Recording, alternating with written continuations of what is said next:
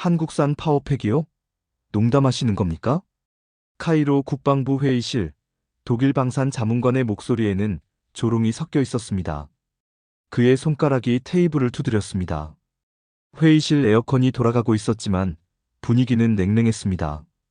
이집트는 독일 MTU 파워팩으로 수십 년간 운용해왔습니다. 중동 사막, 섭씨 50도가 넘는 극한 환경에서 검증된 기술이죠. 레오파드 전차부터 시작해서 푸마 장갑차까지 독일 파워팩은 세계 최고입니다. 자문관이 서류를 펼쳤습니다. 두꺼운 독일어 기술 문서였어요. 그런데 한국이요? 한국이 언제부터 파워팩을 만들었습니까? 2010년대나 돼서야 겨우 시작한 나라 아닙니까? 독일은 이미 반세기 전부터 이 분야를 개척했습니다. 회의실 분위기가 얼어붙었습니다. 이집트군 고위 장성들조차 고개를 끄덕였습니다. 독일 자문관의 말에는 논리가 있었으니까요. 옆에 앉은 또 다른 독일 기술자가 거들었습니다. 중동 환경은 특별합니다. 단순히 더운 게 아니라 미세한 모래 입자가 엔진 내부까지 침투합니다. 독일 MTU는 이런 환경을 수십 년간 테스트하며 완성됐어요. 한국 제품이 과연 이걸 견딜 수 있을까요? 장성 중 한 명이 고개를 끄덕이며 말했습니다. 자문관님 말씀이 일리가 있습니다. 우리가 독일 기술에 익숙한 것도 사실이고요. 하지만 테이블 끝에 앉은 한중령만은 표정이 달랐습니다. 이집트 육군 조달국 라시드 알파라지. 그는 서류를 넘기며 천천히 입을 열었습니다. 독일이 2014년 중동 수출 금지 조치 내렸을 때 우리가 어떻게 됐는지 기억하십니까? 회의실에 침묵이 흘렀습니다. 독일 자문관의 얼굴이 굳었습니다. 라시드가 계속했습니다. K9 자주포 150문, 총액 12억 달러 계약이었습니다. 우리는 예산을 배정했고 부대 배치 계획도 세웠고 운용 인력 교육도 시작했습니다. 그의 손가락이 테이블을 짚었습니다. 그런데 독일 정부가 중동 정세 불안을 이유로 수출 금지를 내렸죠. 하룻밤 사이에 계약이 백지화됐습니다. 우리가 원하는 무기를 살 수 없었던 그 굴욕 잊으셨습니까? 독일 자문관이 변명하려 했습니다. 그건 정부 정책이었고 라시드의 목소리가 차갑게 끊었습니다. 바로 그겁니다.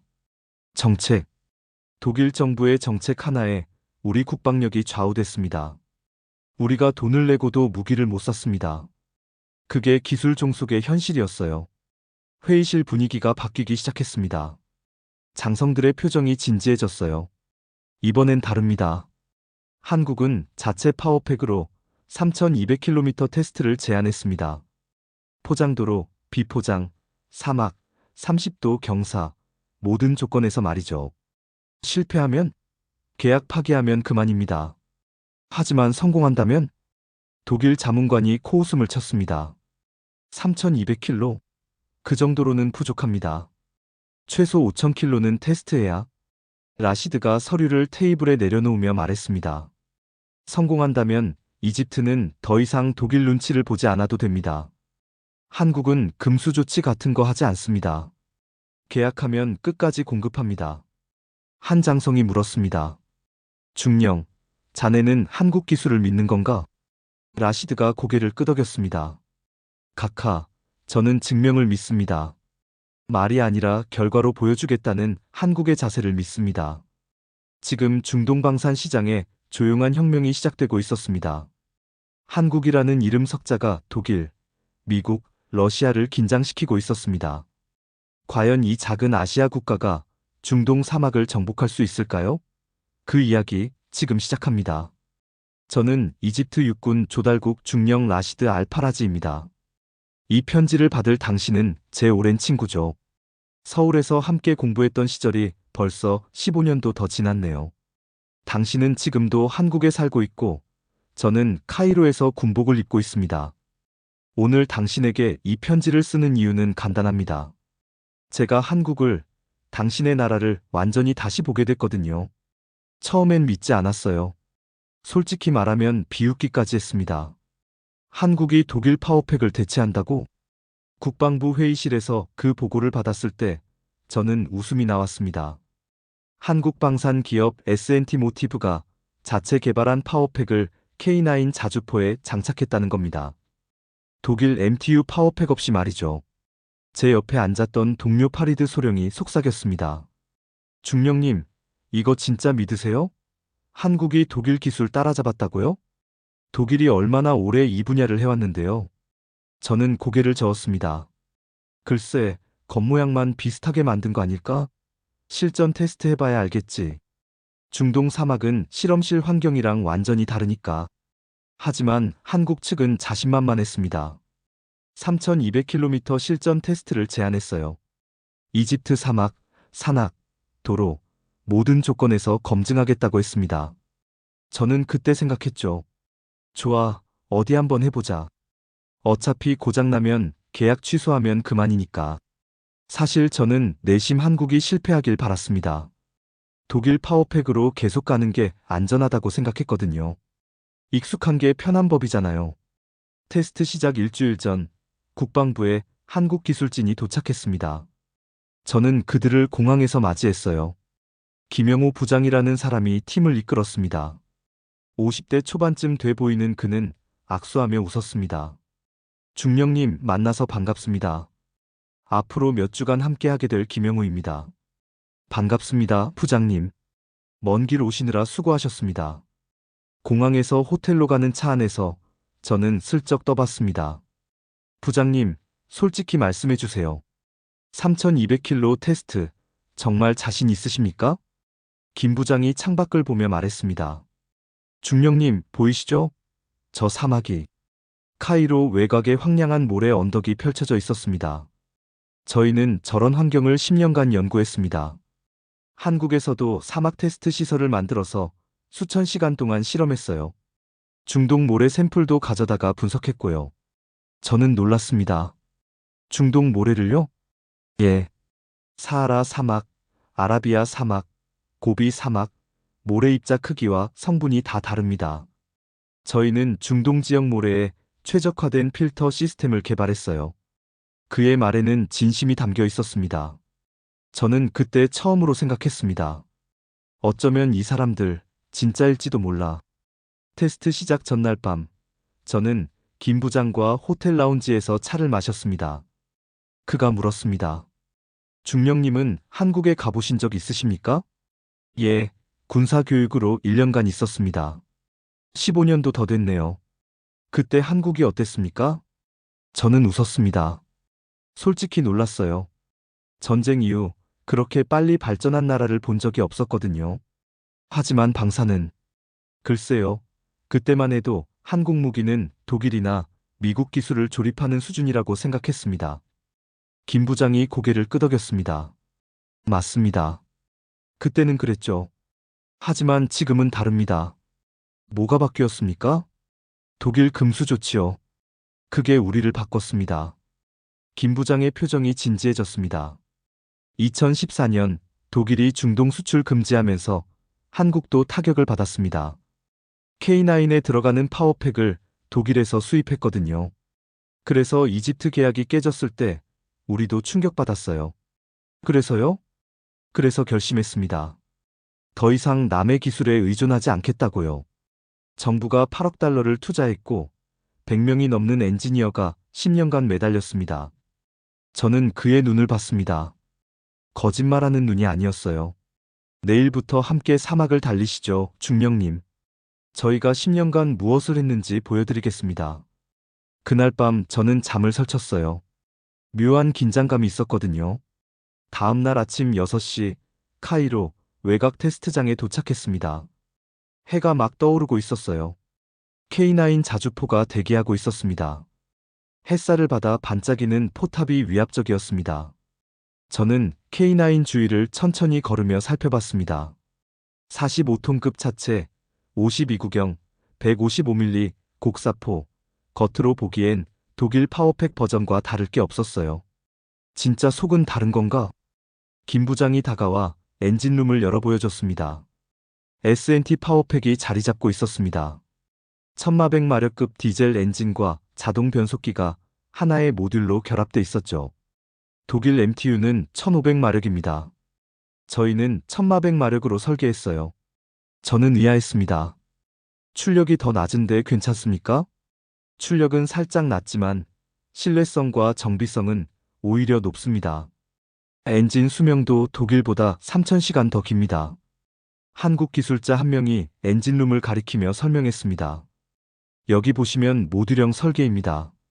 엔진에 문제가 생기면 전체를 드러낼 필요 없이 해당 모듈만 교체하면 됩니다. 정비 시간이 독일 대비 40% 단축돼요. 저는 고개를 끄덕였습니다. 말은 그럴듯했어요. 하지만 증명은 사막에서 해야 했습니다. 테스트 코스가 발표됐습니다. 저는 지도를 펼쳤어요. 카이로에서 출발해 시나이 반도를 거쳐 수에즈까지, 그리고 다시 서부 사막을 통과해 알렉산드리아로 향하는 루트였습니다. 총 3,200km입니다. 포장도로 40%, 비포장 60%, 그중 20%는 경사 30도 이상 산악 지형입니다. 이집트군 테스트 감독관이 설명했습니다. 구간별로 체크포인트가 12곳 있습니다. 각 포인트마다 엔진 상태, 연료 소비, 주행 성능을 점검합니다. 중대한 결함이 발견되면 즉시 테스트 중단입니다. 저는 속으로 계산했습니다. 어느 지점에서 머물까? 첫 번째 산악 구간? 아니면 2,000km 지점? 테스트 첫날, 오전 9시에 출발했습니다. K9이 천천히 움직이기 시작했어요. 엔진 소리가 경쾌했습니다. 저는 뒤따라가는 지프차에 탔습니다. 포장도로 구간이 시작됐습니다. 카이로에서 수에즈로 향하는 고속도로였어요. K9이 속도를 올렸습니다. 시속 60km, 70, 80까지 올라갔습니다. 저는 무전기로 물었습니다. 현재 상태는? K9 안에 탑승한 한국 기술자가 답했습니다. 모든 시스템 정상입니다. 엔진 온도 85도, 변속 부드럽습니다. 1시간, 2시간, 3시간이 지났습니다. K9은 흔들림 없이 달렸어요. 저는 조금 놀랐습니다. 포장도로라서 당연한 건가? 하지만 저는 비웃었죠. 포장도로야 누가 못 달려? 진짜는 지금부터지. 오후 2시 첫 번째 체크포인트에 도착했습니다. 이집트군 정비팀이 K9을 점검했어요. 저도 함께 엔진룸을 들여다봤습니다. 이상 없습니다. 오일 압력 정상, 냉각수 온도 정상, 필터 상태 양호합니다. 감독관이 보고했습니다. 저는 놀랐어요. 첫 구간 200km를 달렸는데 아무 문제가 없었던 겁니다. 김 부장이 제 옆에 와서 물었습니다. 중령님, 예상과 다르십니까? 솔직히, 예. 아직 시작입니다. 진짜 테스트는 내일부터입니다. 이틀째, 비포장 사막 구간이 시작됐습니다. 수에즈를 벗어나 시나이 반도로 들어갔어요. 포장도로가 끝나고 모래 언덕이 펼쳐졌습니다. 저는 긴장했습니다. 이집트 사막은 장비를 시험하는 최악의 환경이거든요. 섭씨 45도를 넘는 더위, 미세한 모래 입자, 급격한 온도 변화. K9이 모래 언덕을 넘기 시작했습니다. 차체가 좌우로 흔들렸어요. 저는 뒤에서 지켜봤습니다. 저 정도 충격이면 파워팩 마운트가 견딜까? 진동으로 볼트가 풀릴 수도 있어. 하지만 K9은 멈추지 않았습니다. 오히려 속도를 올렸어요. 모래 언덕을 넘을 때마다 포탑이 안정적으로 수평을 유지했습니다. 저는 무전으로 물었습니다. 차체 진동이 심한데 괜찮습니까? 김 부장이 무전으로 답했습니다. 중령님, 서스펜션 반응 보이시죠? 한국형 유기압 현가 장치입니다. 독일 방식보다 충격 흡수가 25% 더 좋아요. 저는 창밖으로 K9을 지켜봤습니다. 정말로 울퉁불퉁한 사막을 마치 포장도로처럼 부드럽게 달리고 있었어요. 오후가 되자 자갈밭 구간이 나왔습니다. 주먹만한 돌들이 굴러다니는 지형이었어요. K9 무한궤도가 돌을 밟으며 지나갔습니다. 저는 차에서 내려 걸어가며 K9을 따라갔습니다. 무한궤도 소리가 요란했어요. 돌이 튀어올랐습니다. 저 충격이면 궤도 핀이 손상될 텐데. 두 번째 체크포인트에서 정비팀이 무한궤도를 점검했습니다. 이상 없습니다. 궤도 장력 정상, 핀 상태 양호, 고무 패드 마모 미미합니다. 저는 믿을 수가 없었어요. 자갈밭을 200km나 달렸는데 멀쩡했던 겁니다. 한국 기술자가 설명했습니다. 궤도에 특수 고무 패드를 적용했습니다. 내마모성이 기존 대비 50% 향상됐어요. 사흘째, 시나이 반도 산악 지형에 진입했습니다. 경사 30도가 넘는 바위산이었어요. 저는 차에서 내려 직접 걸어 올라가며 지켜봤습니다. K9이 바위를 밟으며 천천히 올라갔습니다. 엔진 소리가 높아졌어요. 저는 숨을 죽였습니다. 이런 경사에서 엔진이 과열될 거야. 냉각 시스템이 버티지 못할 거야. 하지만 제 예상은 빗나갔습니다. 김 부장이 제 옆에 섰습니다. 중령님, 저기 보이시죠? 엔진 과열 경고등 하나 안 들어왔습니다. 저는 K9 계기판을 확인했습니다. 냉각수 온도 95도, 오일 압력 정상, 모든 게 녹색 신호였습니다. 이상하네요. 경사 30도에 섭씨 40도가 넘는 더위인데 파워팩 냉각 시스템을 중동 환경에 맞춰 재설계했거든요. 라디에이터 용량을 20% 키우고 냉각팬 성능을 30% 향상시켰습니다. 독일 사양보다 냉각 효율이 전체적으로 25% 높습니다. 저는 말문이 막혔습니다. 한국이 단순히 독일 기술을 복사한 게 아니라 중동 환경에 맞춰 개선했다는 뜻이었으니까요. 산을 오르는데 4시간이 걸렸습니다. 정상에 도착했을 때 저는 K9 주위를 돌며 점검했어요. 엔진룸을 열었습니다. 뜨거운 열기가 올라왔지만 파워팩은 멀쩡했어요. 냉각수가 정상적으로 순환하고 있었고 벨트도 문제 없었습니다. 정말 놀랍네요. 제 입에서 저도 모르게 감탄이 나왔습니다. 사흘째 저녁, 세 번째 체크포인트에서 저는 김 부장과 텐트에 앉아 차를 마셨습니다. 사막의 밤은 추웠어요. 낮에는 45도였는데 밤에는 10도까지 떨어졌습니다. 부장님, 솔직히 말씀드리면 저는 이틀 안에 고장날 거라고 생각했습니다. 김 부장이 웃었습니다. 알고 있었습니다. 그런데 왜 이렇게 자신 있으셨습니까? 중령님, 저희는 이 테스트를 100번도 넘게 시뮬레이션 했습니다. 한국의 중동 환경을 재현한 테스트 시설이 있어요. 거기서 2년간 돌렸습니다. 2년이요? 예. 2023년부터 2025년까지 매일 8시간씩 사막 주행을 시뮬레이션 했어요. 총 6,000시간 넘게 테스트했습니다. 저는 놀라서 차를 내려놓았습니다. 그 정도로 준비하셨습니까? 이집트는 한국에게 중요한 파트너입니다. 우리는 실패할 수 없었어요. 나흘째, 극한 테스트가 시작됐습니다. 오전 10시쯤 갑자기 하늘이 어두워졌어요. 모래 폭풍이 몰려오고 있었습니다. 저는 무전기를 잡았습니다. 테스트 중단하는 게 어떻습니까? 너무 위험합니다. 시야가 10m도 안 나옵니다. 하지만 김 부장의 대답은 의외였습니다. 중령님, 실전에서 모래 폭풍 피할 수 있습니까? 지금이 진짜 테스트입니다. 저는 망설였습니다.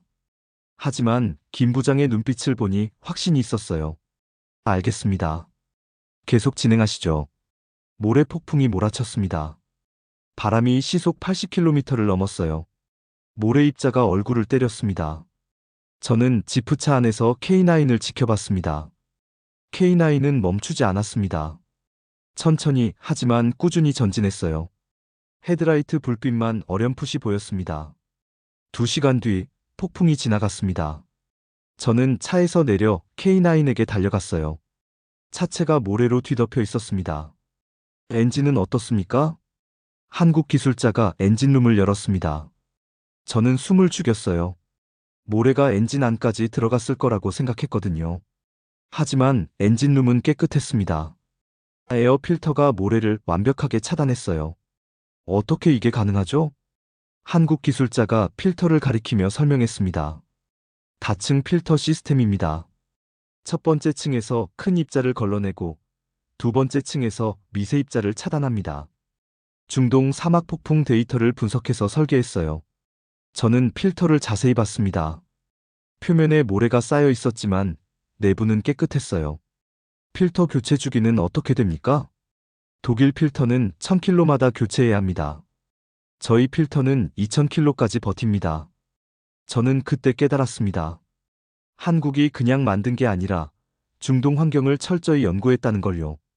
닷새째 진짜 문제가 생겼습니다. 하지만 K9이 아니었어요. 저희 이집트군 보급 차량이 고장났습니다. 중령님, 연료 트럭 엔진이 나갔습니다. 연료 펌프가 고장났어요. 정비병이 보고했습니다. 저는 당황했어요. 테스트를 계속할 수 없었거든요.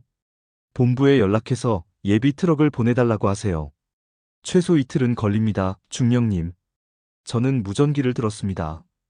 부장님, 보급차 고장으로 테스트 중단해야 할 것 같습니다. 그런데 김 부장이 고개를 저었습니다. 중령님, K9은 아직 연료 절반 남았습니다. 계속 가도 됩니다. 하지만 보급이 끊기면 이틀 후엔 멈춰야 합니다. 저희가 예비 연료 트럭 준비했습니다. 사흘치 더 버틸 수 있어요. 저는 어이가 없었습니다. 한국 측이 이집트군보다 더 철저히 준비했던 겁니다. 부장님, 예비 트럭까지 준비하셨습니까? 물론입니다. 테스트가 중단될 수 있는 모든 변수를 고려했습니다. 저는 한국 캠프를 봤습니다. 정말로 대형 연료 트럭이 대기하고 있었어요. 뿐만 아니라 예비 부품, 공구, 심지어 식량까지 준비돼 있었습니다. 그날 저녁 한국기술진 캠프에서 저는 김 부장과 이집트 전통 음식을 먹었습니다. 한국 기술자들이 쿠샤리를 맛있게 먹는 모습이 인상적이었어요. 부장님, 한국팀은 정말 준비가 철저하시네요. 김 부장이 웃으며 말했습니다. 중령님, 저희는 한 번 실패를 겪었습니다. 2014년 독일 금수 조치로 계약이 깨졌을 때 우리도 큰 타격을 받았어요. 그때 배웠습니다. 준비의 중요성을요. 그 일이 한국을 바꿨군요. 예. 그 이후로 우리는 다짐했습니다. 다시는 남의 기술에 의존하지 않겠다고, 파트너를 실망시키지 않겠다고요. 그의 목소리에는 진심이 담겨 있었습니다. 테스트는 계속됐습니다. 엿새째, 7째, 8째. K9은 단 한 번도 멈추지 않았어요. 바위 지대를 지나고, 모래 언덕을 넘고, 진흙탕을 건너고, 급경사를 올랐습니다. 엔진 소리는 처음처럼 경쾌했고, 변속은 부드러웠고, 냉각 시스템은 완벽했습니다. 9째, 긴급 기동 테스트가 있었습니다. 정지 상태에서 최대 속도까지 가속하는 시험이었죠. 준비 시작. K9이 멈춰 있다가 갑자기 튀어나갔습니다. 0점에서 시속 20, 40, 60km까지 순식간에 올라갔어요. 저는 스톱워치를 봤습니다. 30초? 독일 사양은 35초인데? 한국 기술자가 자랑스럽게 말했습니다. 한국 기술자가 자랑스럽게 말했습니다. 자동 변속기 제어 알고리즘을 새로 개발했습니다. 기어 전환 시간을 0.5초 단축했어요. 응답성이 훨씬 빠릅니다. 열흘째 연속 사격 테스트가 진행됐습니다. K9이 30발을 연속으로 쏘는 시험이었어요. 포탄이 발사될 때마다 차체가 뒤로 밀렸습니다. 하지만 파워팩은 안정적으로 차체를 지지했어요. 반동 제어가 완벽합니다. 연속 사격인데도 조준이 흐트러지지 않네요. 이집트군 포병 장교가 감탄했습니다. 열이틀째 야간 주행 테스트였습니다. 사막의 밤은 칠흑같이 어두웠어요. 별빛만 반짝였습니다. K9이 헤드라이트를 켜고 출발했습니다. 열화상 카메라가 작동하며 장애물을 감지했어요. 저는 야간 투시경을 쓰고 지켜봤습니다. K9이 어둠 속에서도 정확하게 코스를 따라갔습니다. 야간 주행 능력도 뛰어나네요. 14흘째 마지막 산악 구간이었습니다. 알렉산드리아 근처 산악지대, 경사가 가장 심한 곳이었어요. K9이 40도 경사를 올라갔습니다. 저는 걱정했어요. 저 경사면 엔진이 버티지 못할 거야. 하지만 K9은 천천히, 꾸준히 올라갔습니다. 엔진 소리가 높아졌지만 과열 징후는 없었어요. 정상에 도착했을 때 모두가 박수를 쳤습니다. 이집트군 병사들도 한국 기술자들도 환호했어요. 마침내 열나흘째 3200km 완주 지점에 도착했습니다. 알렉산드리아 외곽 테스트장이었어요. 저는 차에서 내려 K9을 바라봤습니다. 먼지투성이 차체, 상처투성이 포탑, 하지만 엔진은 여전히 힘차게 돌아가고 있었습니다. 김 부장이 다가왔습니다. 중령님, 최종 점검 결과입니다. 그가 두꺼운 서류철을 건넸어요. 저는 한 장 한 장 넘겼습니다. 파워팩 이상 무, 엔진 마모 정상 범위, 변속기 작동 완벽, 냉각 시스템 정상, 현가장치 정상, 무한궤도 마모 허용 범위, 포탑 구동계 정상, 사격 통제 시스템 정상, 모든 시스템 녹색입니다. 저는 서류를 받아들었습니다. 손이 떨렸어요. 이건 제 예상을 완전히 벗어난 결과였으니까요. 부장님, 솔직히 물어봐도 될까요? 중간에 부품 교체한 거 없습니까? 김 부장이 웃었습니다. 없습니다. 출발 전 상태 그대로입니다. 원하시면 전체 정비 기록 다 보여드릴 수 있어요. 저희가 매일 사진으로 기록했습니다. 그가 태블릿을 꺼내 보여줬습니다. 정말로 매일매일 엔진룸, 무한궤도, 포탑, 모든 부분을 촬영한 사진이 있었어요. 저는 그날 밤 혼자 텐트에 앉아 생각했습니다. 한국을 무시했던 제 자신이 부끄러웠어요. 독일이 최고라고 믿었던 편견이 산산조각 났습니다. 하지만 충격은 여기서 끝이 아니었습니다.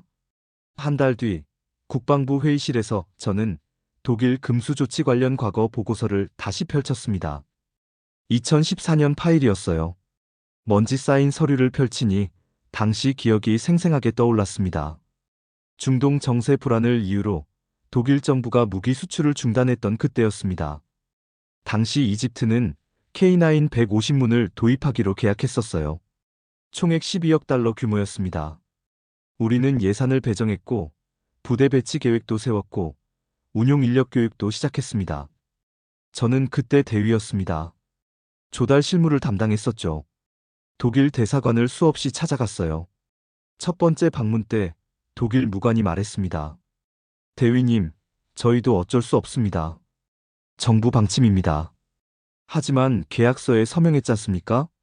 법적으로 문제 아닙니까? 계약서에 불가항력 조항이 있습니다. 정부 정책 변경은 불가항력에 해당합니다. 두 번째 방문 때는 대사를 만났습니다. 각하, 이집트는 독일의 오랜 파트너입니다. 이 계약이 무산되면 양국 관계에 금이 갑니다. 대사가 한숨을 쉬었습니다. 대위님 말씀 이해합니다. 하지만 베를린의 결정을 제가 바꿀 수 없습니다. 세 번째, 네 번째, 다섯 번째 방문. 답은 같았습니다. 정부 방침이라 어쩔 수 없습니다. 우리는 무력했습니다. 아무리 돈을 내도 원해도 독일이 안 판다면 살 수 없었으니까요. 저는 당시 상관이었던 타렉 장군에게 보고했던 기억이 납니다. 장군실 문을 두드렸어요. 들어오게. 저는 경례하고 들어갔습니다. 각하, 독일이 최종적으로 수출 불가 통보했습니다. 장군이 책상을 쳤습니다. 이게 말이 되나? 우리가 돈을 낸다는데? 독일 정책상 어쩔 수 없다고 합니다. 장군이 한숨을 깊게 쉬었습니다. 라시드, 우리가 뭘 할 수 있겠나? 기술이 없는데. 우리는 영원히 독일 손바닥 위에 있을 수밖에 없어. 그 말이 가슴에 박혔습니다. 그게 우리가 느낀 굴욕이었습니다. 돈도 있고 필요도 있고 의지도 있는데 기술 종속 때문에 아무것도 못하는 현실이었죠. 계약 무산 이후 이집트는 대안을 찾아야 했습니다. 러시아 자주포를 검토했지만 성능이 떨어졌어요. 중국 제품은 신뢰도가 낮았습니다. 프랑스는 가격이 너무 비쌌어요. 결국 우리는 구형 장비로 버텨야 했습니다. 20년 된 미국 M1 연구 팔라딘 자주포를 계속 썼죠. 정비가 어렵고 부품 구하기도 힘들었지만 선택지가 없었습니다. 저는 보고서를 덮으며 중얼거렸습니다. 한국이 아니었으면 우리는 또 독일 허락을 기다리는 나라로 남았을 거야. 파워팩 국산화는 단순한 기술 문제가 아니었습니다. 주권의 문제였어요. 이집트가 원하는 무기를 독일 눈치 안 보고 살 수 있다는 뜻이었으니까요. 저는 김 부장에게 전화를 걸었습니다. 부장님, 이번 테스트 성공으로 우리가 얻는 게 뭡니까? 중령님, 이집트는 이제 독립적인 방산 파트너입니다. 한국과 함께라면 어떤 무기든 만들 수 있어요. 더 이상 독일 정책 변경을 걱정할 필요가 없습니다. 그 말이 가슴에 와닿았습니다. 저는 국방부 장관에게 보고서를 올렸습니다. 제목은 한국 파워팩 도입의 전략적 의미였어요. 장관이 저를 불렀습니다. 라시드 중령, 자네 보고서 읽었네. 한국 파워팩이 그렇게 좋다는 건가? 각하, 기술만 좋은 게 아닙니다. 한국은 정치적 이유로 수출을 막지 않습니다. 계약의 신뢰성이 다릅니다. 장관이 고개를 끄덕였습니다. 독일 사태가 되풀이되지 않는다는 보장이 있나?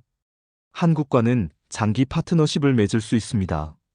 현지 생산도 제한받았습니다. 현지 생산이라고? 예, 각하. 한국은 단순히 완제품을 팔려는 게 아니라 함께 만들자고 합니다. 장관의 눈빛이 달라졌습니다. 2달 뒤, 저는 또 다른 충격을 받았습니다. 한국이 K9만 가져온 게 아니었거든요. 국방부 야외훈련장, 한국 측이 준비한 시연이 시작됐습니다. K9 자주포, K10 탄약 운반차, K11 지휘장갑차가 일렬로 늘어섰습니다. 저는 이집트군 장성들과 함께 관람석에 앉았습니다. 타렉 장군도 옆에 계셨어요. 한국 측 설명자가 마이크를 잡았습니다. 지금부터 K9 사격체계 통합 운용을 시연하겠습니다. 이건 단순한 장비 시연이 아니라 미래 전장 개념을 보여드리는 겁니다. K11 지휘 장갑차가 먼저 움직였습니다. 안테나가 올라가며 통신 시스템이 작동했어요. 디지털 화력 통제 시스템이 켜졌습니다.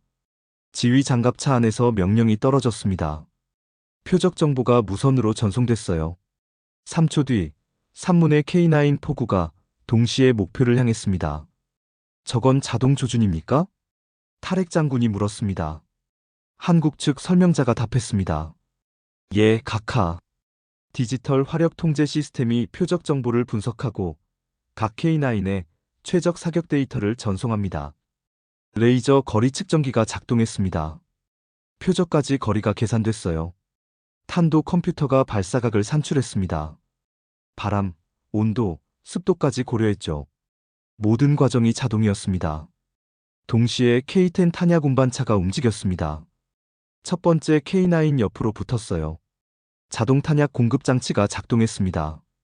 기계팔이 포탄을 집어 올렸습니다. K9 장전구로 정확하게 옮겼어요. 인력이 전혀 필요 없었습니다. 6초 만에 첫 발이 발사됐습니다. 이어서 두 번째 K9, 세 번째 K9이 연속으로 발사했어요. 분당 6발의 속도였습니다. 목표물이 정확히 명중됐어요. 관람석에서 감탄이 터져나왔습니다. 그런데 놀라운 건 그 다음이었습니다. 사격이 끝나자마자 K10이 후방으로 이동하며 또 다른 K9에 탄약을 공급했습니다.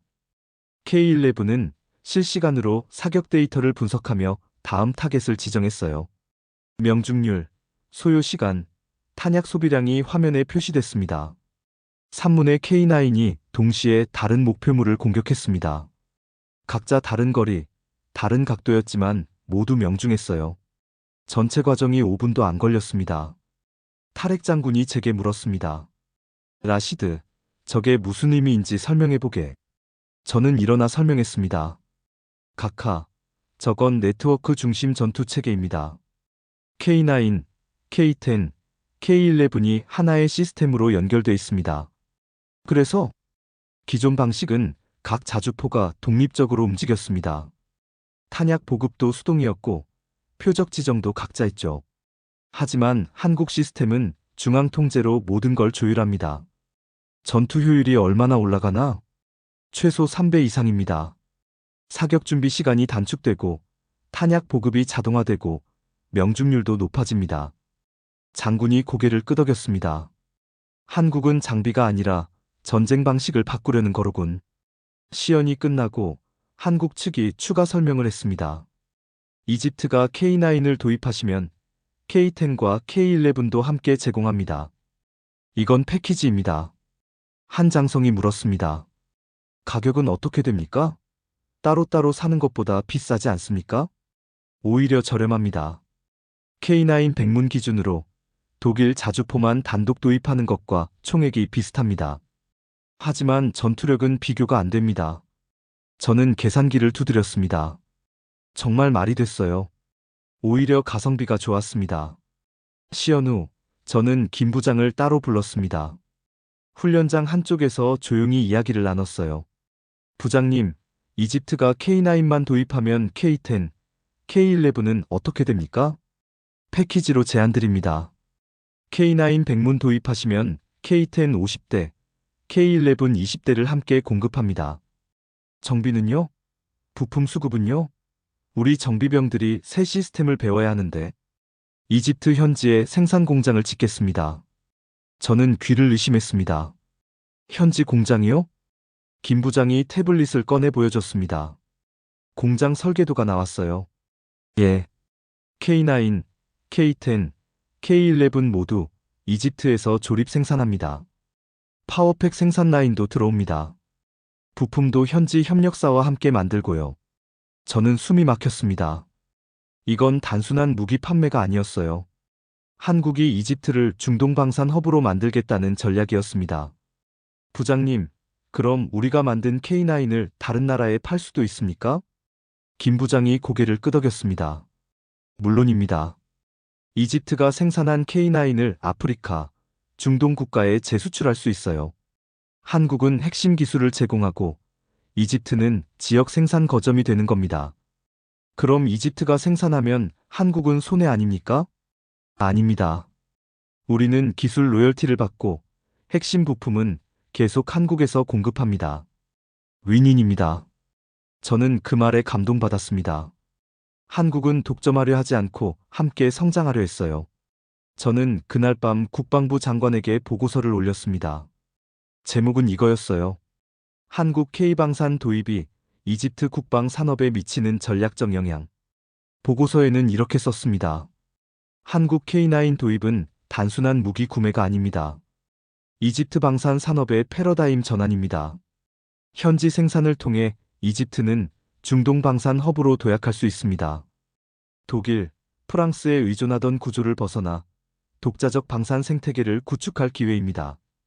장관은 보고서를 읽고 다음날 아침 저를 불렀습니다. 라시드 중령, 들어오게. 저는 경례하고 들어갔습니다. 각하, 부르셨습니까? 장관이 보고서를 두드렸습니다. 자네 보고서 인상 깊었네. 자네 말이 맞다면 이집트가 중동 무기 시장에서 중심이 될 수 있다는 건가? 그렇습니다, 각하. 한국 기술과 이집트 생산 능력이 결합하면 독일, 프랑스를 대체할 수 있습니다.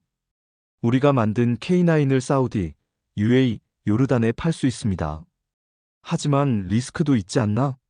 공장 건설 비용, 기술 이전 비용, 인력 양성 비용. 저는 준비한 자료를 펼쳤습니다. 각하, 초기 투자는 3억 달러 정도입니다. 하지만 연간 K9 150문을 생산하면 5년 내 회수 가능합니다. 재수출까지 고려하면 수익성은 더 높아집니다.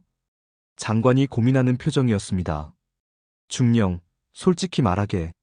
자네는 한국을 믿나? 저는 망설임 없이 대답했습니다. 예, 각하. 3200킬로 테스트를 함께하면서 확신했습니다.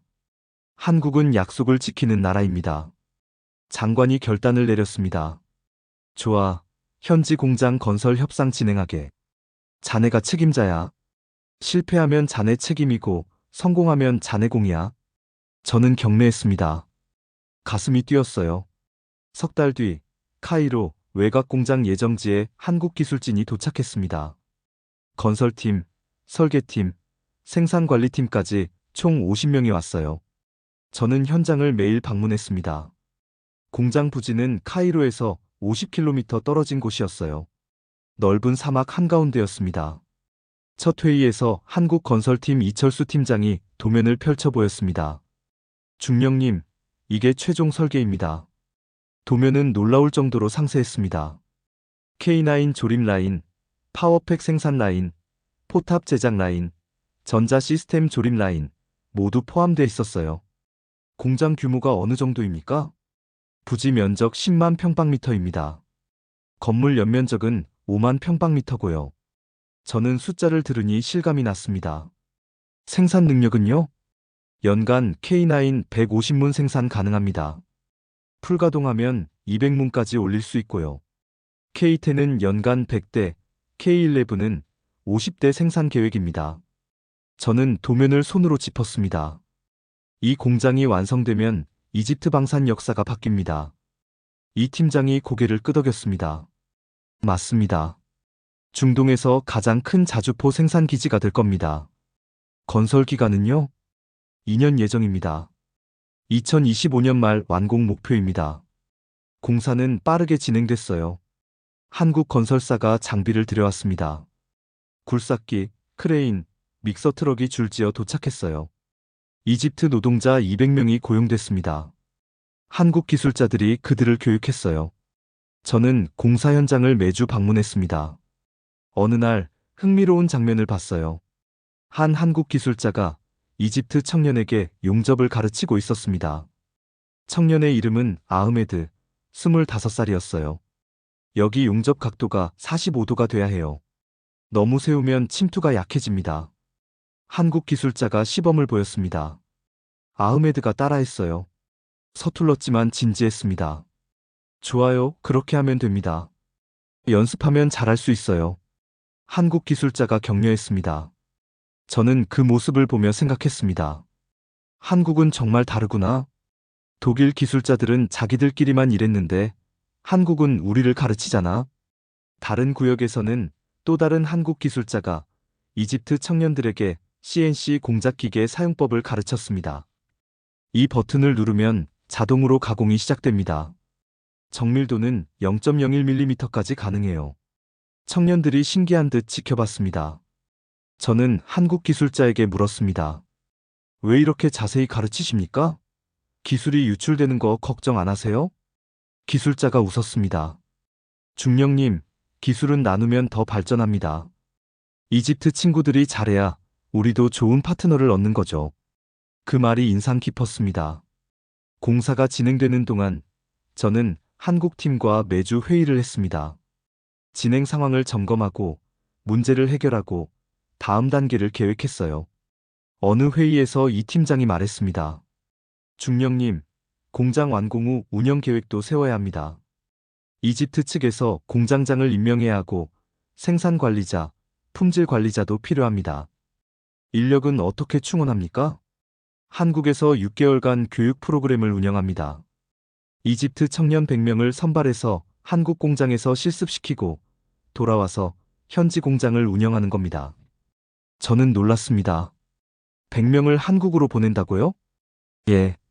항공료, 숙박비, 교육비 모두 한국 측이 부담합니다. 왜 그렇게까지 하십니까? 이 팀장이 진지하게 말했습니다. 중령님, 이 공장은 단순한 건물이 아닙니다. 한국과 이집트의 미래를 짓는 겁니다. 제대로 하려면 사람에 투자해야죠. 저는 그 말에 감동받았습니다. 그리고 또 한 번 놀라운 일이 벌어졌습니다. 6개월 뒤, 어느 날 국방부의 UAE 국방조달 대표단이 방문했습니다. 총 15명이었어요. 저는 안내를 맡았습니다. UAE 대령 칼리드 알 라흐얀이 물었습니다. 이집트가 도입한 한국 K9, 우리도 성능 시연을 볼 수 있습니까? 물론입니다. 내일 훈련장에서 준비하겠습니다. 다음 날 UAE뿐 아니라 사우디아라비아 대표단까지 왔습니다. 사우디는 20명이나 왔어요. 관람석이 꽉 찼습니다. 한국 측은 완벽한 시연을 준비했습니다. K9이 사막 한가운데 배치됐어요. 목표물은 20km 떨어진 곳에 설치됐습니다. 시연이 시작됐습니다. K11 지휘 장갑차에서 명령이 전송됐어요. K9이 자동으로 조준했습니다. 발사. 포탄이 날아갔습니다. 20초 뒤 목표물에 명중했어요. 정확히 중심을 맞췄습니다. UAE 대령이 감탄했습니다. 정확도가 놀랍습니다. 20km 거리에서 첫 발 명중이라니. 두 번째 시연은 연속 사격이었습니다. K9이 30초에 6발을 쏘았어요. 모두 명중했습니다. 사우디 대표 파이잘 알 사우드 소장이 물었습니다. 파워팩은 정말 독일 없이 한국 자체 기술입니까? 저는 자신 있게 대답했습니다. 3200km 실전 테스트 통과했습니다. 포장, 비포장, 사막, 산악 모든 조건에서 검증했어요. 고장 한 번 없었습니다.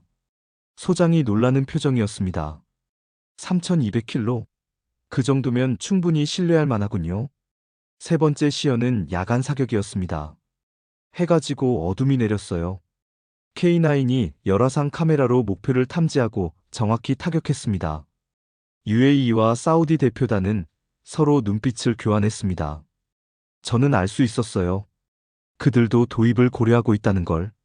시연이 끝나고 UAE 대령이 제게 조용히 말했습니다. 중령님, 개인적으로 여쭤봐도 될까요? 말씀하세요. 우리는 관람석 한쪽으로 걸어갔습니다. 솔직히 우리도 독일 눈치 보는 게 지겹습니다. UAE는 독일 레오파드 전차를 운용하는데 부품 하나 사려고 해도 베를린 승인을 받아야 해요. 그 심정 압니다. 한국이 대안이 될 수 있을까요? 저는 그의 눈을 봤습니다. 진지했어요. 대안이 아니라 더 나은 선택입니다. 한국은 금수 조치 같은 거 안 합니다. 계약하면 끝까지 책임집니다. 게다가 기술 이전도 적극적이에요. 기술 이전이요? 예. 이집트는 현지 생산 공장을 짓고 있습니다. 한국이 기술을 이전해주고 함께 만드는 거죠. 대령이 놀랐습니다. 독일은 그런 거 절대 안 해주는데요. 그게 한국과 독일의 차이입니다. 사우디 대표는 더 구체적으로 물었습니다. 가격 경쟁력은 어떻습니까? 독일보다 비싸면 곤란한데요. 저는 자신 있게 대답했습니다. 독일보다 20% 저렴합니다. 게다가 패키지로 도입하면 가성비는 비교가 안 됩니다. K9에 K10, K11까지 통합 시스템으로 운용하면 전투 효율이 3배 이상 올라갑니다. 소장이 고개를 끄덕였습니다. 20% 저렴하면서 성능은 같거나 더 좋다? 그럼 선택의 여지가 없네요. 한 달 뒤 UAE가 정식으로 K9 백문 구매 의향서를 제출했습니다. 총액 15억 달러 규모였어요. 사우디도 뒤따랐습니다. 250문, 35억 달러 규모였습니다. 중동 전체가 한국 무기에 주목하기 시작했습니다. 저는 김 부장에게 전화했습니다. 부장님, 축하드립니다. UAE와 사우디 계약 성사됐네요. 중령님 덕분입니다. 이집트가 먼저 믿어줬으니까요. 이집트 테스트 결과가 결정적이었습니다. 이제 중동 게임이 바뀌고 있습니다.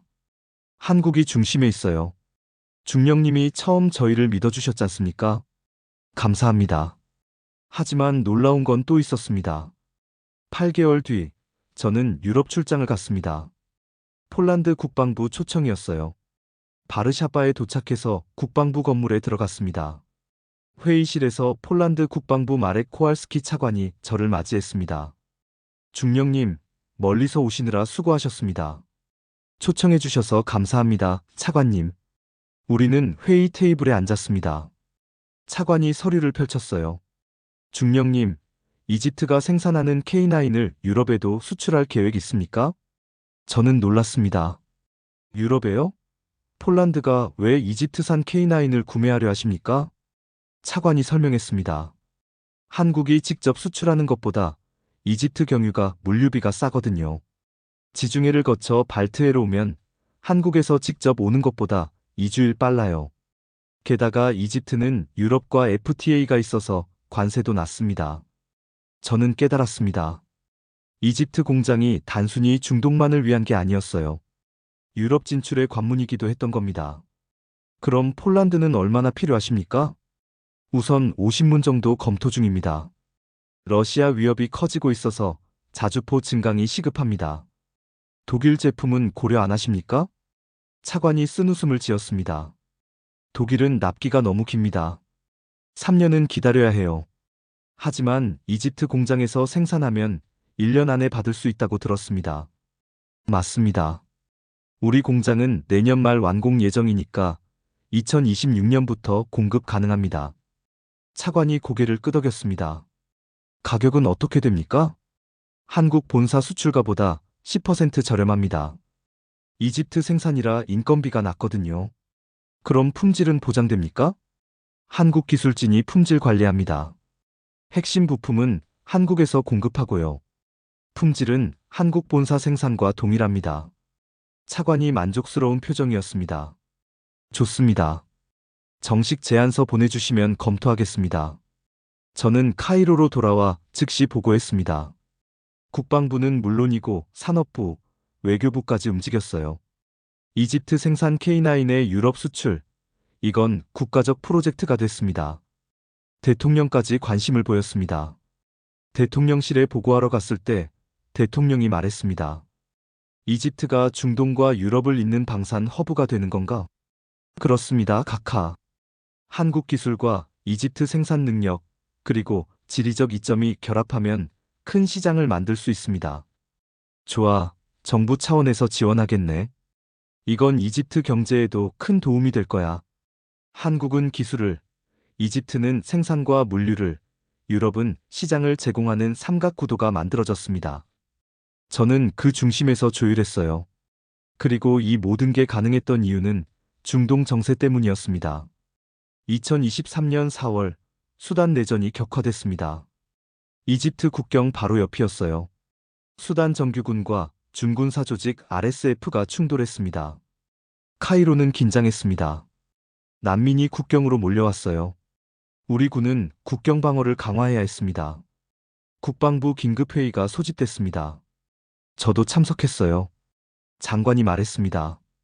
수단 사태로 국경 방어가 시급합니다. 자주포를 추가로 배치해야 해요.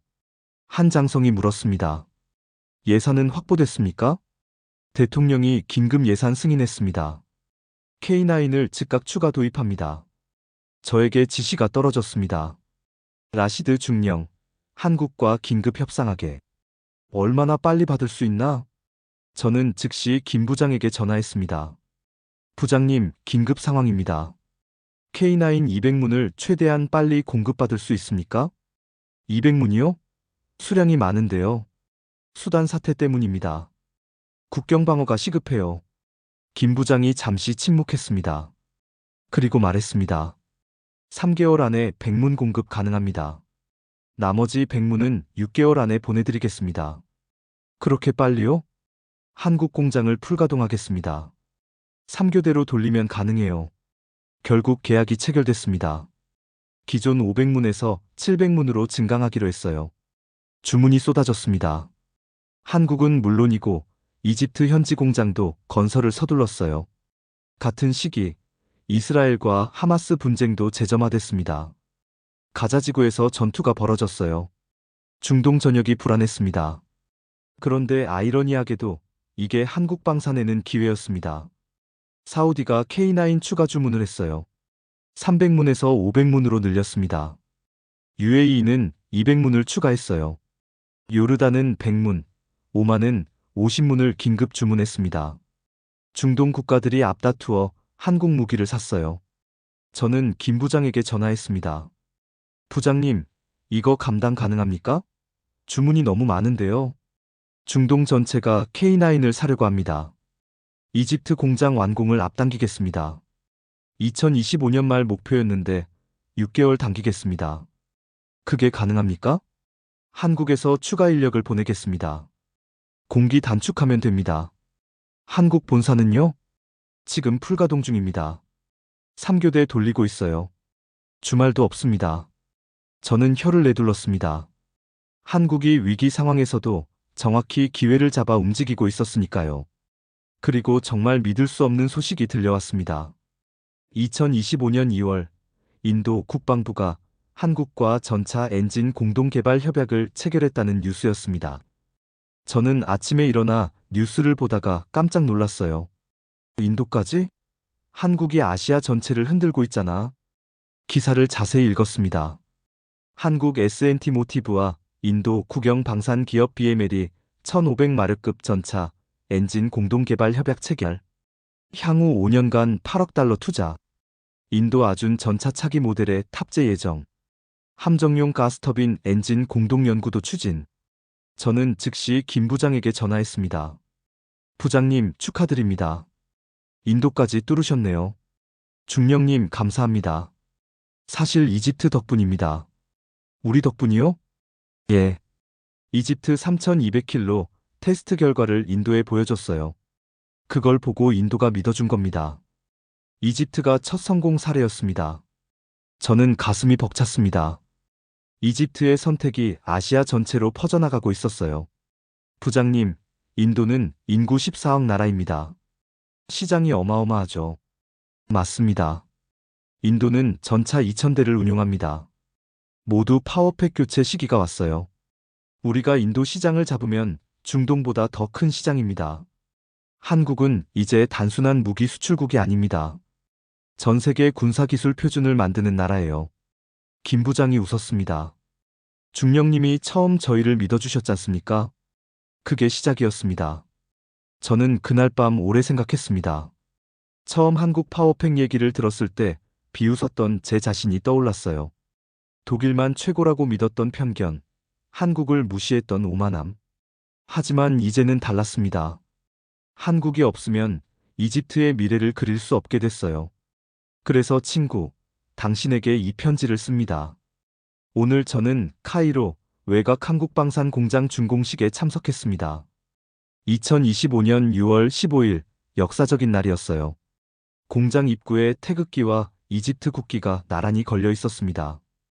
양국 국가가 울려 퍼졌어요.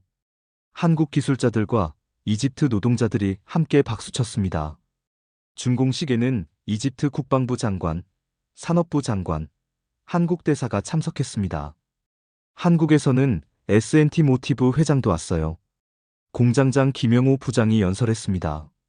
존경하는 내빈 여러분, 오늘 이 공장은 단순한 생산시설이 아닙니다. 한국과 이집트, 두 나라의 우정과 신뢰를 상징합니다. 10년 전 우리는 독일 금수 조치로 좌절했습니다. 하지만 그 좌절이 우리를 강하게 만들었습니다. 이제 우리는 함께 미래를 만듭니다. 저는 그 말에 고개를 끄덕였어요. 맞습니다. 이건 단순한 공장이 아니라 우정이었어요. 이집트 국방부 장관이 이어서 연설했습니다. 한국은 우리에게 단순히 무기를 판 게 아닙니다. 기술을 나눠주고 함께 성장할 기회를 줬습니다. 이 공장은 이집트 방산 산업의 새로운 출발점입니다. 준공식이 끝나고 공장 투어가 시작됐습니다. 저는 김 부장과 함께 공장 내부를 돌아봤어요. 조립 라인이 인상적이었습니다. 로봇팔이 부품을 정확하게 조립했어요. 이집트 노동자들이 모니터를 보며 공정을 관리했습니다. 이 라인에서 하루에 몇 대 생산됩니까? 현재는 하루 한 대입니다. 하지만 풀가동하면 하루 2대까지 가능해요. 파워팩 생산 라인도 봤습니다. 천마백마력 엔진이 조립되고 있었어요. 이 엔진들이 모두 이집트에서 만들어지는 겁니까? 핵심 부품은 한국에서 공급받습니다. 하지만 조립, 테스트, 품질 관리는 모두 이집트에서 합니다. 저는 이집트 청년들이 엔진을 조립하는 모습을 봤습니다. 그들은 자부심이 넘쳤어요. 한 청년이 제게 말했습니다. 중령님, 저는 한국에서 6개월간 교육받았습니다. 한국 기술자들이 정말 친절하게 가르쳐줬어요. 이제 저도 파워팩을 만들 수 있습니다. 저는 그의 어깨를 두드렸습니다. 자랑스럽네. 자네 같은 청년들이 이집트 미래야. 투어가 끝나고 저는 공장 앞에서 사진을 찍었습니다. 태극기를 배경으로요. 동료들이 이상하게 쳐다봤지만 상관없었어요. 저는 이 순간을 기록하고 싶었습니다. 사진을 찍는데 김 부장이 다가왔습니다. 중령님, 같이 찍으시죠. 우리는 함께 사진을 찍었습니다. 태극기와 이집트 국기 앞에서요. 집으로 돌아와 책상에 앉았습니다. 당신에게 보낼 이 편지를 쓰기 시작했어요. 친구, 우리는 한국을 과소평가했습니다. 작은 아시아 국가, 전쟁 이후 폐허에서 일어난 나라, 그 정도로만 생각했어요. 하지만 틀렸습니다. 한국은 단순히 기술을 파는 나라가 아니었어요. 파트너를 만드는 나라였습니다. 독일은 완제품을 팔고 끝이었지만 한국은 함께 공장을 짓고 기술을 나누고 미래를 설계했습니다. K9 테스트 때 3,200km를 달리며 저는 많은 걸 배웠어요. 기술의 우수함도 중요하지만 더 중요한 건 신뢰였습니다. 한국은 약속을 지켰어요. 금수 조치 같은 거 없이, 정치 논리로 계약을 파기하는 일 없이 끝까지 책임졌습니다. 지금 이집트 군 내부에서는 한국형 방산 협력부대 창설 논의가 진행 중입니다. 한국 무기 운용, 정비, 전술 개발을 전담하는 조직이에요. 제가 초대 부대장 후보로 거론되고 있습니다. 만약 제가 그 자리를 맡게 되면 첫 출장지는 서울입니다. 당신을 만나러 갈 거예요. 15년 만에 다시 만나 소주 한잔하며 이야기하고 싶습니다. 야, 너희 나라 정말 대단하더라. 이집트가 한국 덕분에 달라졌어. 그렇게 말하고 싶어요.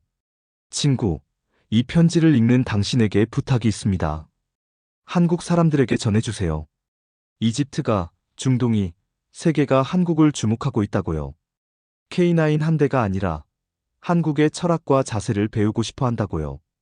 독일 파워팩을 대체한 건 단순한 엔진이 아니었습니다. 의존에서 독립으로, 을에서 갑으로, 우리를 바꾼 건 한국의 기술과 진심이었어요. 처음 한국 파워팩 얘기를 들었을 때 저는 비웃었습니다. 하지만 3,200km를 함께 달리며 모래 폭풍을 함께 견디며 공장을 함께 지으며 저는 배웠습니다. 진짜 기술은 수치가 아니라 신뢰에서 나온다는 걸요. 감사합니다, 친구. 그리고 고맙습니다, 한국. 언젠가 서울에서 다시 만나요. 그때는 제가 이집트산 K9 모형을 선물로 가져갈게요. 한국 기술로 만들어진 이집트의 자부심을요. 안녕. 당신의 친구 라시드 알파라지. 이집트 육군 조달국 중령. 어떤가요, 대한민국 최고주. 구독과 좋아요는 큰 힘이 됩니다.